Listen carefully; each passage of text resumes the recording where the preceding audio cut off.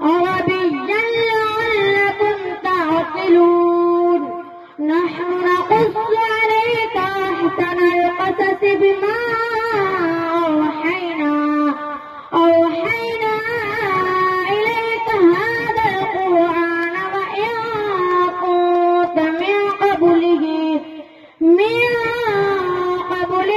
لمن الغافلين. إذ قال يوسف لأبيه يا أبت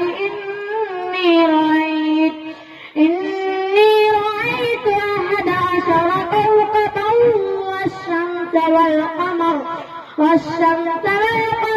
رأيتهم لي ساجدين.